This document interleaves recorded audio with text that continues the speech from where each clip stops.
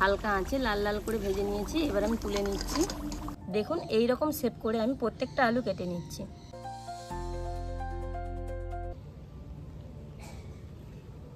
রাধে রাধে বন্ধুরা, কাঁচা আলু দিয়ে আজ আমি আপনাদেরকে 10 মিনিটে বানিয়ে দেখাবো একটা সুন্দর স্ন্যাক্স রেসিপি। যে রেসিপিটি চায়ের সাথে খেতে তো ভালো লাগে, সসের সাথে খেতে আরও দারুণ লাগে। তাহলে চলুন বন্ধুরা, ভিডিওটি শুরু থেকে শেষ পর্যন্ত দেখতে থাকুন। আজকের ভিডিওটি দেখতে আশা রাখছি আপনাদের অনেক ভালো লাগবে। কাঁচা আলুর এই রেসিপিটি বানানোর জন্য এখানে আমি 500 গ্রাম আলু নিয়েছি। আলুটা জলে খুব ভালোভাবে ধুয়ে নেব।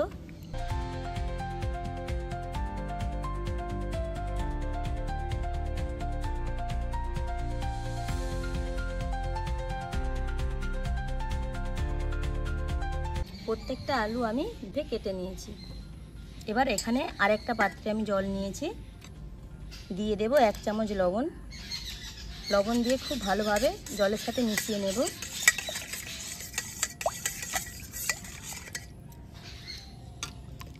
যে আলুগুলো কেটে রেখেছিলাম, এবার এই আলুগুলো আমি লবণ জলে দিয়ে দেব।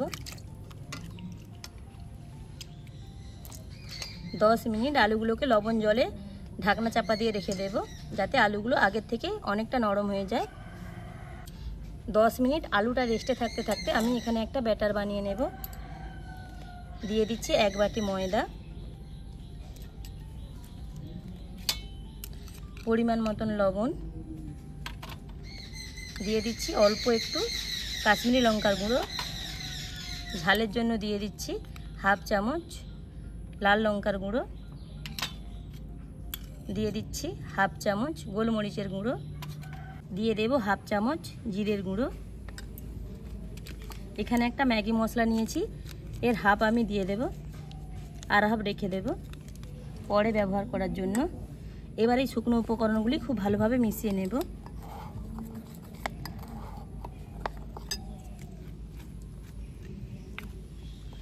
শুকনো উপকরণগুলি প্রথমে একটু খুব ভালোভাবে মিশিয়ে নিয়েছি। এবার এখানে আমি টমেটো সস দিয়ে দিচ্ছি 2 চামচ।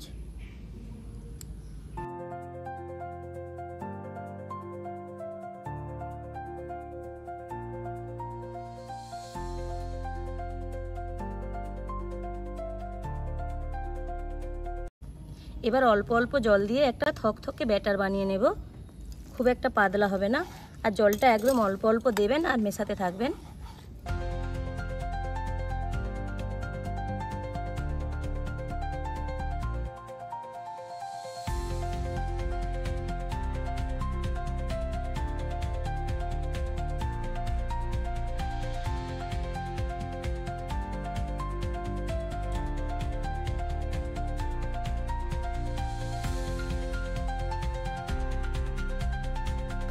দেখুন একদম থকথকে একটা ব্যাটার বানিয়ে নিয়েছি, আর খুব ভালোভাবে ফেটে নেব। এবার আলুটা যে লবণ জলে 10 মিনিট ভিজিয়ে রেখেছিলাম, আলুগুলো জল ছেঁকে তুলে নেব। খুব ভালোভাবে চাড়িয়ে দেব যাতে আলুগুলোর জল তাড়াতাড়ি শুকিয়ে যায়।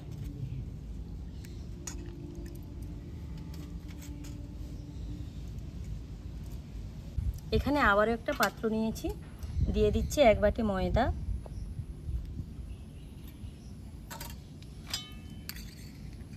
দিয়ে দিচ্ছি পরিমাণ মতন লবণ, 1/2 চামচ গোলমরিচের গুঁড়ো, দিয়ে দিচ্ছি রঙের জন্য কাশ্মীরি লঙ্কার গুঁড়ো, ঝালের জন্য দিয়ে দিচ্ছি 1/2 চামচ লাল লঙ্কার গুঁড়ো, দিয়ে দিচ্ছি 1/2 চামচ জিরে গুঁড়ো। 1/2 যে ম্যাগি মশলা পড়েছিল সেই ম্যাগি মশলাটা দিয়ে দিচ্ছি। আবারও একটা ময়দার মিশ্রণ বানিয়ে নিচ্ছি, খুব ভালোভাবে ময়দার সাথে মিশিয়ে নেব। দেখুন আলুগুলো যে জল ঝরতে দিয়েছিলাম, খুব ভালোভাবে জল ঝরে গেছে। এ থেকে একটা আলু নিয়ে নিচ্ছি। এবার ব্যাটারে খুব ভালোভাবে কোট করে নেব।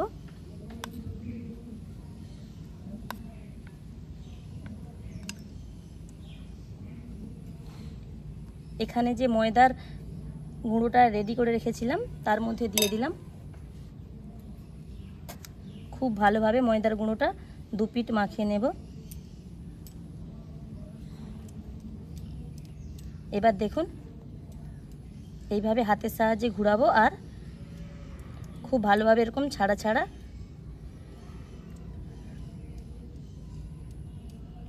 দেখুন একটা আমার কিন্তু রেডি হয়ে গেছে।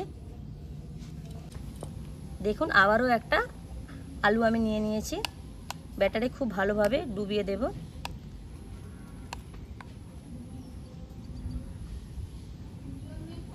এবার তুলে ময়দার মিশ্রণে দিয়ে দেব।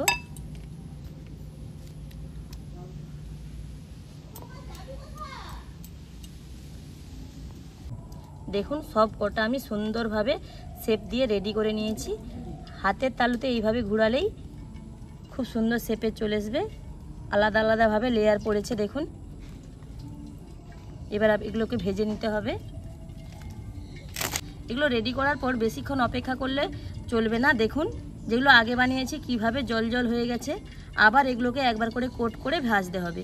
এবার আমি ভেজে নেব। উনুনটা ধরিয়ে তেল গরম করে নেব। উনুনটা ধরিয়ে দেখুন অনেকটা কড়াতে তেল দিয়ে তেল খুব ভালোভাবে গরম করে নিয়েছি।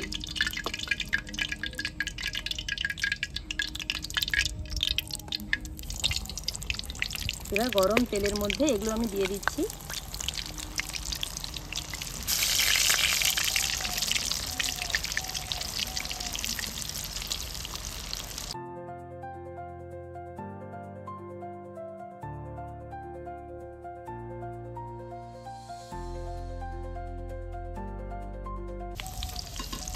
এক পিঠ খুব ভালোভাবে হয়ে গেছে। এবার আমি অপর পিঠ উল্টে দিচ্ছি।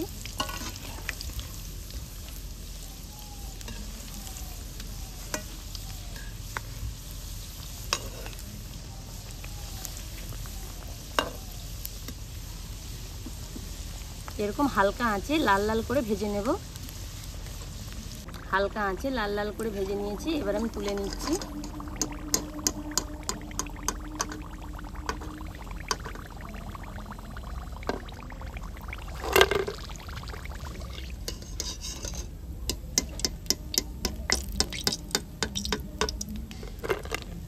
বাকি যেগুলো আছে একই পদ্ধতিতে ভেজে নেব। বাকিগুলোও লাল লাল করে হালকা আঁচে ভেজে নিয়েছি। এগুলো এবার আমি তুলে নেব।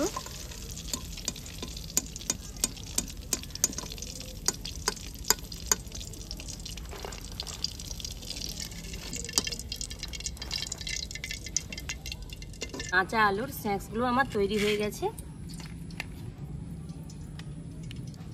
দেখুন আলুগুলো কত সুন্দরভাবে সেদ্ধ হয়েছে আর একদম মুচমুচে হয়েছে প্রত্যেকটা স্ন্যাক্স। চায়ের সাথে খেতে তো দারুণ লাগবে, সসের সাথে খেতেও আরও সুন্দর লাগে। কাঁচা আলু স্ন্যাক্স রেসিপি যদি আপনাদের ভালো লাগে লাইক শেয়ার সাবস্ক্রাইব করে আমাদের পাশে থাকবেন। ভিডিওটি এখানেই শেষ করলাম। ফিরছি এক নতুন রেসিপি নিয়ে। রাধে রাধে।